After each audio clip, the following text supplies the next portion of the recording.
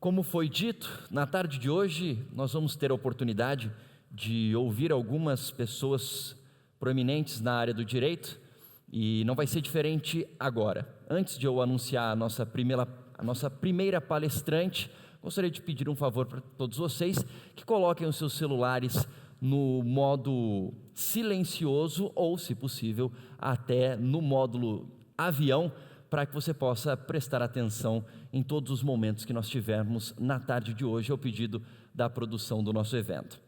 Bom, a nossa palestrante, ela é advogada e professora de Direito Penal na Universidade de São Paulo. Atualmente está licenciada do cargo para o exercício do mandato de deputada estadual. Gostaria de pedir uma salva de palmas à nossa primeira palestrante, a doutora Janaína Pascoal.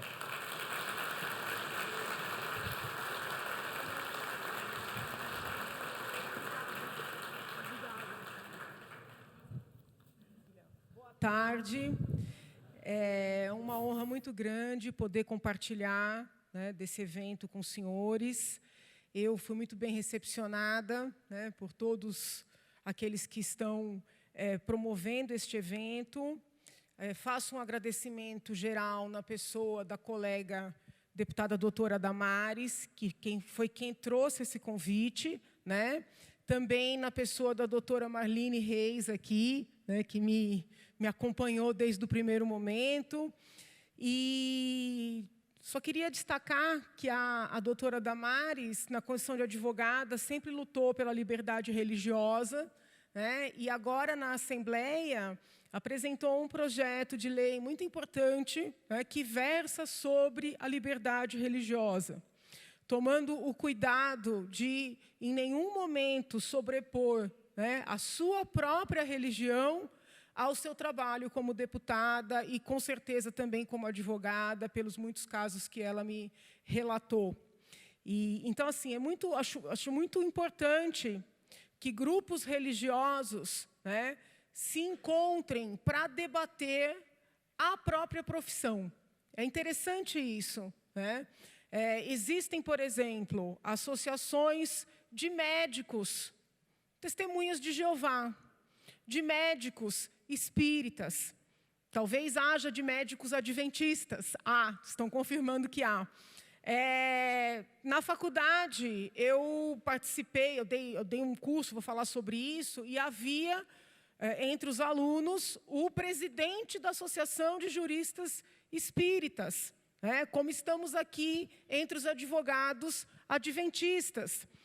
Por que eu entendo que é importante esse tipo de iniciativa? Para fortalecer o verdadeiro conceito do que seja Estado laico. Infelizmente, na universidade, ensinam aos nossos jovens que o Estado laico é o Estado ateu. De forma que, quando um grupo se reúne para tratar de direito, à luz dos preceitos religiosos, por exemplo, esse grupo é olhado como um grupo acientífico ou até afrontoso à Constituição Federal. Quando a existência desse grupo, com liberdade, é a própria concretização do que está na Constituição Federal. Então, toda vez que eu recebo um convite para tratar de temas vários, mas que tenha uma vertente religiosa, eu olho esse convite com outro olhar, porque eu entendo que a evolução no nosso país passa por fortalecer a laicidade do Estado brasileiro, que não tem nada a ver com o laicismo, que muitas vezes existe uma confusão muito grande. Então, eu louvo todos os organizadores deste evento, a colega Damares pelo cuidado com o tema e digo que estarei sempre à disposição. Não como deputada, porque meu amor por esse tema, por essas iniciativas, não tem a ver com o meu papel como deputada. Para a Assembleia, eu só estou levando a minha experiência. Na USP, eu desenvolvi 2 disciplinas que têm a ver com o que a gente vai falar um pouquinho hoje. Uma das disciplinas se chama Religião e Direito Penal. Um dos principais blocos dessa disciplina trata do conceito de Estado laico, e o outro bloco trata do papel da religião na segurança pública. Tá? E, ao lado dessa disciplina, eu desenvolvi a disciplina Segurança Pública e Direitos Fundamentais. E um dos blocos da disciplina Segurança Pública e Direitos Fundamentais tem a ver com o papel do advogado. Então, hoje, em 20 minutos, eu vou tentar resumir alguns pontos que eu abordo com os meus alunos nessas duas disciplinas. São disciplinas que eu ministro. Agora estou afastada, mas estou afastada desde dezembro. Então, estou usando o presente porque me considero professora, apesar de afastada por esses 4 anos. São disciplinas que eu ministro na graduação e na pós-graduação, né? E são disciplinas que enfrentaram muita resistência dentro da Universidade de São Paulo. Por quê? Porque na Universidade de São Paulo existe a religião do laicismo. Né? Quase a imposição do ateísmo como científico. O professor que, eventualmente, diga que professa uma determinada religião, ou que simplesmente aborde o tema, é visto como um professor acientífico. No âmbito da disciplina Segurança Pública, a resistência não foi menor. Eu ouvi de colegas que segurança pública não tem nada a ver com direito, que segurança pública era tema da sociologia, porque falar de segurança pública no direito seria contrariar os direitos individuais. Isso eu ouvi dentro do Lago São Francisco, Faculdade de Direito da USP. Né? Os recados que eu recebi eram assim: trata de direito, não vem discutir religião dentro de sala de aula, não vem fazer pregação para os nossos alunos. Sendo que podem interrogar todos os meus alunos se algum dia eu levei algum conceito do que eu acredito ou deixo de acreditar. Nós tratamos única e exclusivamente de conflitos e como solucionar estes mesmos conflitos. Tá? Então, quando a doutora Damares falou, Janaína, você vai falar do quê? Eu falei, mas o evento é para quê? Ela falou, é um encontro de advogados. Né? E ela falou dos temas que todos estavam abordando. Falei, se a gente conversasse um pouquinho sobre o papel do advogado na segurança pública. Ela falou, nossa, um tema diferente. Por que eu acho importante a gente tratar dessa questão? Porque, muitas vezes, o advogado é visto como um inimigo da segurança pública. Não raras vezes, assim, ele é tratado. Né? Vem aí esses advogados. Vem aí esses advogados defensores de bandidos, por exemplo. Esses advogados que estão contra, né, a polícia, contra o Ministério Público, contra o Poder Judiciário. E os advogados, não raras vezes, são vistos como inimigos. Eu sempre combato, no bom sentido, esse tipo de ideologia, esse tipo de percepção. Por quê? Porque eu gosto muito de estudar as ditaduras, né, os estados totalitários, para evitar que, eventualmente, nós caiamos em algum tipo de totalitarismo. E é um dado comum do nascimento de ditaduras, de estados totalitários, desmerecer a figura do advogado. Né? Eu li um livro muito importante, chamado Direito Penal na China, onde se mostra de maneira clara que, junto com o cliente, o advogado também é processado, não raras vezes também é preso. Então, nós temos que tomar muito cuidado com quaisquer que sejam os movimentos de diminuição do papel do advogado em si, compreendem? Então, o papel do advogado para a preservação da democracia é muito relevante. Vai muito além do que está escrito na Constituição Federal. Tá? Então, esse é o primeiro pilar da nossa conversa hoje. Bom, eu lembro muito de um advogado famoso, já falecido, não vou dizer o nome dele, porque eu acho que a gente tem que respeitar os mortos, que escreveu um texto, que foi publicado num determinado jornal, dizendo assim: não é papel do advogado julgar seu cliente. E ele estava defendendo a importância do advogado para a democracia, mas, ao mesmo tempo, quase colocando o advogado como alguém que tem que conviver com o crime e entender que o crime é um fenômeno natural.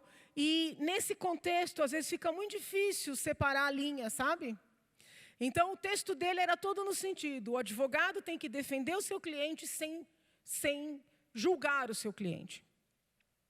E eu lembro de uma aluna que eu tive, que era muito próxima desse tal advogado, muito famoso, que num determinado evento acadêmico disse: não, o advogado não pode combater o crime, porque, afinal de contas, do crime depende o leite das crianças. Né? Por que eu estou narrando essas questões? Porque nós temos que tomar cuidado para defender o advogado no seu papel institucional, sem correr o risco de compactuar com os desvios da atividade advocatícia. Isso nem sempre é fácil.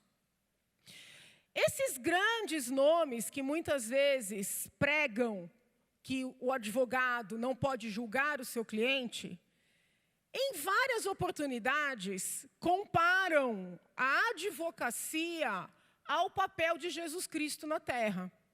Eu imagino que os senhores já devem ter ouvido considerações do gênero: Jesus foi o primeiro grande advogado, porque no episódio do apedrejar daquela mulher, né, apontada como adúltera, ele inviabilizou aquele crime, pegando a pedra e dizendo, né, atire a primeira pedra quem não tem um pecado.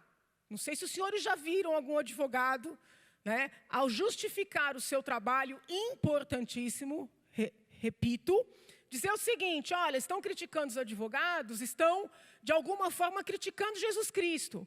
Porque Jesus Cristo tirou a pedra e disse: atire a primeira pedra quem não tem o pecado. Estão acompanhando ou não?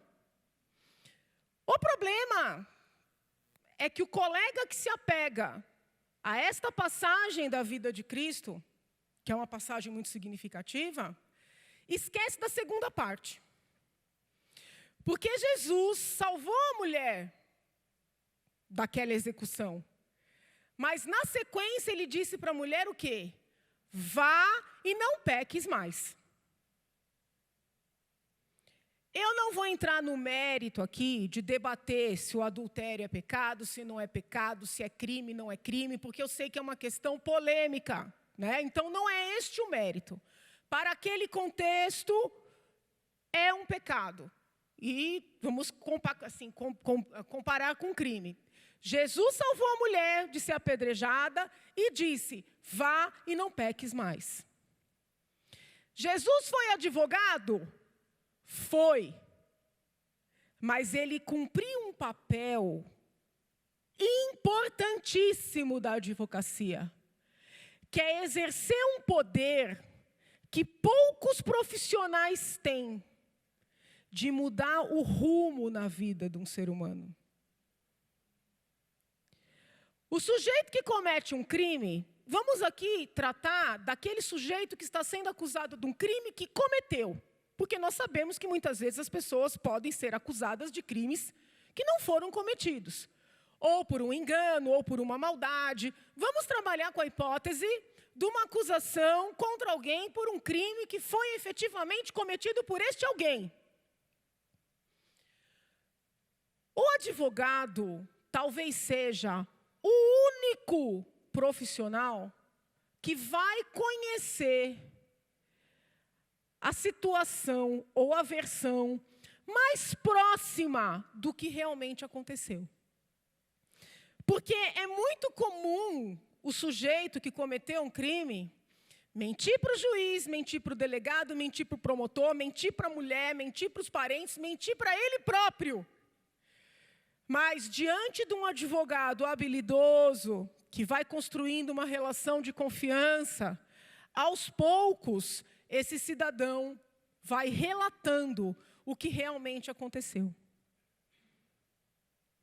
Qual é o papel do advogado que cumpre a sua missão constitucional e defende com garra, com transparência, com honestidade, com afinco, relativamente à segurança pública. Na hora que ele está lá com aquele cliente, olhar para aquele cliente e dizer, olha, eu estou te defendendo, que é o ato do atire a primeira pedra. Mas você vai sair desse rumo. É o vai e não peques mais. Porque é uma oportunidade ímpar que ele tem de entender por que aquele cidadão agiu daquela forma, o que levou aquele cidadão a fazer o que ele fez, compreender o que pode ser mudado na vida daquele cidadão para que ele tenha um outro caminho. E neste momento, o advogado, para a segurança pública, é mais importante do que o policial, do que o promotor e do que o juiz. Porque ele tem o poder de influenciar o indivíduo que está no crime e tirar esse indivíduo do crime. E quando o advogado, no lugar de fazer isso, em virtude de lucrar com o crime, quando ele incentiva o seu cliente a seguir no crime, quando ele compactua com a continuidade na vida delitiva, ele corre o risco de deixar de ser advogado e, a depender da intensidade dessa relação, passar a ser um coautor dos crimes que estão sendo praticados. Um dos temas sobre os quais eu mais me debrucei na vida acadêmica e também na vida profissional como advogada foi a lavagem de dinheiro. Nos meus muitos estudos sobre os cases de lavagem de dinheiro, existem autores que sustentam que o advogado tem o dever de reportar o próprio cliente. Ou seja, o cliente chega no consultório, no escritório, narra uma operação que poderia caracterizar lavagem. Há quem defenda que o advogado precisa acionar as autoridades e reportar a operação de lavagem de dinheiro. Imagino que o senhor já tenha ouvido alguma coisa nesse sentido. Na Alemanha, essa linha esse tipo de doutrina é muito forte. Haja vista tudo que a gente falou até aqui, que foi resumido, é claro, por causa do tempo, eu sou absolutamente refratária, contrária mesmo, a qualquer tipo de imperativo, no sentido de que o advogado deve reportar, ou seja, deve denunciar seu próprio cliente. Ah, mas a lavagem de dinheiro é muito grave. Sim, o homicídio também. Pode um advogado que recebe o relato de que uma pessoa matou alguém ligar para a polícia e dizer estou com um homicida aqui? Não pode, porque isso fere a missão constitucional do advogado, que é defender. Tá? Então, em nenhum momento, quando eu coloco o advogado como um agente da segurança pública, eu estou compactuando com essas linhas que sustentam que o advogado deve denunciar o próprio cliente. Jamais, tá? Mas ele deve exercer o poder que tem profissional e o vínculo que se cria para redirecionar este cliente. Eu lembro de uma situação que um sujeito me procurou e disse que tinham feito uma espécie de uma armação contra ele. E eu o defendi. Depois de alguns anos, ele me procurou novamente. E tinham feito uma outra armação para ele.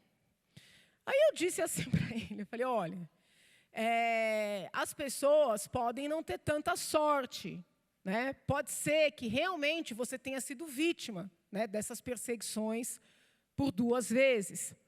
Mas, na dúvida, desta vez eu peço que você procure um outro profissional. Porque tem que ter o cuidado de não conferir ao cliente a tranquilidade para ele continuar delinquindo. Então, Estão compreendendo ou não? Né? Tem que ter esse cuidado. Então, assim, o advogado que defende, por exemplo, alguém acusado de praticar, não era o caso, tá? Mas vou dar um exemplo aqui, praticar um assalto. Se esse advogado tem a sensibilidade de conversar com essa pessoa e, fazendo a defesa, tentar mudar essa pessoa de rumo, ele pode, neste momento, estar salvando alguém, inclusive da família dele. Porque quem é que sabe quem será a próxima vítima desse agressor? Quem é que sabe? Ninguém sabe. Neste momento, a disciplina Segurança Pública se encontra com religião, onde o principal pilar do curso é a alteridade. Se colocar no lugar do outro. Né? Quando o advogado recebe o cliente no escritório e pensa o seguinte, nossa, cometeu um crime, vou cobrar os honorários, tomara que cometa outro, para eu poder cobrar e quiçá cobrar mais, ele não está se colocando no lugar da vítima real do primeiro crime e da vítima potencial do segundo crime. Estão compreendendo ou não? Quando eu trabalhei na Secretaria de Segurança Pública, eu tive contato com um policial civil, eu sei que eu já estou estourando o tempo, pensou um pouquinho mais de tolerância. De um policial civil que fez uma prisão muito significativa de uma carga de drogas. E ele disse que o dinheiro que o traficante ofereceu para ele foi um dinheiro que ele não tinha trabalho que ele fizesse na vida, durante toda a vida, que ele pudesse, né, pensar em ter um dinheiro daquele na mão.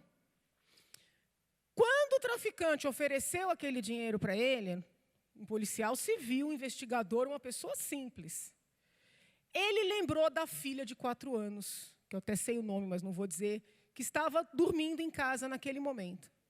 E ele disse o seguinte, se eu pego esse dinheiro, como é que eu vou ficar se amanhã uma filha minha cair, por exemplo, no vício da cocaína? Ele não pegou o dinheiro e efetuou a prisão. O que é isso, senão alteridade? Percebe que esse tipo de comportamento vai muito além do medo de ser pego, do medo de ser preso, do medo de ser demitido. Porque ele podia arrumar um dinheiro ali, que esses medos ficariam minorados. Né? Ele poderia contratar as melhores defesas, poderia corromper quem precisasse corromper. O que foi que segurou esse homem? A filha. Estão compreendendo ou não? Por isso que na disciplina Religião e Direito Penal, um dos blocos que eu desenvolvi no segundo modelo, né, da disciplina, porque as disciplinas elas vão se adaptando conforme você vai ministrando, foi Religião e Segurança Pública. E nós fizemos vários levantamentos demonstrando que a religiosidade de uma pessoa e o seguir efetivamente os preceitos da sua própria religião é também um fator de contenção para a prática de crimes. E se a pessoa eventualmente praticou um crime, abraçar uma religião ou se reconciliar com a religião da qual se afastou, é também um fator que a ajuda a não reincidir no crime. Mas isso é tema para 2 horas de... Que pena, gente, é muito pouco. Mas tudo bem. O que é importante? O importante é prestigiar o papel do advogado como defensor das garantias individuais, como defensor da democracia, como profissional essencial à justiça, para muito além do que está na própria Constituição, sem tirá-lo do dever de brigar por um país justo, por um país que respeita os direitos de todos no âmbito social. Para aqueles que serão advogados, eu sei que tem muitos estudantes de direito aqui, é importante lutar pelas prerrogativas sem cair no corporativismo, né? Eu me entristeço muito quando eu vejo advogados abraçarem, né, pautas que eles acreditam que são pró-defesa, sem perceber que muitas vezes um olhar mais distanciado leva a um sistema mais justo para todos. Muito parecido quando um promotor, ou quando um policial, ou mesmo quando um juiz, ainda pior, só se abraça a pautas pró-acusação, sem compreender que o distanciamento é o melhor caminho para o todo. Tudo bem? Tá? Eu já estourei 5 minutos do meu tempo. Eu quero desejar, né, que essas reflexões que vocês vão fazer nessa tarde de hoje sejam frutíferas, que vocês consigam apreender e aprender, né, com os colegas que vão falar na sequência. Já me desculpa, eu não gosto de falar isso aí, eu não gosto, eu acho falta de educação. Mas quando eu marquei com a deputada doutora Damares, eu esqueci que quarta-feira é o dia da CCJ, então eu preciso ir para a CCJ, né? A colega também faz parte, mas já justificou a ausência, porque ela vai falar aqui, e ela tem muito a falar para os senhores, então eu peço desculpas. E se quero deixar uma mensagem, é a seguinte: estudem com amor aquilo que vocês querem realizar, trabalhem com amor, né? Trabalhem buscando o bem comum, porque os frutos vêm, né? Os frutos vêm. Entenderam? Porque quando a gente fica muito assim, não, o que eu devo falar por ser advogado, ou por ser promotor, ou por ser delegado, né? O que eu devo falar e o que eu devo fazer para ser justo, né? O que eu devo falar e o que eu devo fazer para ser correto e ético para com o meu cliente e para com a sociedade? Ah, mas é incompatível. Não é incompatível. Defenda o seu cliente de maneira árdua e, se possível, trabalhe com afinco para que ele saia da ilicitude. Porque, ao fazê-lo, você ajudará o seu cliente e ajudará a sociedade, sem descumprir a sua missão constitucional. É isso, gente. Mil desculpas por passar do tempo. Eu agradeço muito a atenção, o carinho, o convite. E numa próxima, a gente fala um pouco mais sobre direito e religião, porque eu acho que é um tema ainda pouquíssimo explorado no nosso país. Muito obrigada. Fiquem com Deus. Gostaria de agradecer a doutora Janaína mais uma vez. Vou te pedir 1 minuto para você receber aqui uns presentes e um certificado do presidente da Federação dos Advogados Adventistas do Brasil. Obrigado a você, a doutora Janaína foi cirúrgica, nós não combinamos, e ela falou exatamente qual é o objetivo da FAAB, ela explicou, o advogado ético. Muito obrigado pela sua presença, nós estamos à disposição de você, da hora que você precisar, e aqui essa casa está aberta para você. Nós entregamos para você agora um certificado da FAAB. Muito obrigado. Vamos fazer um X ali.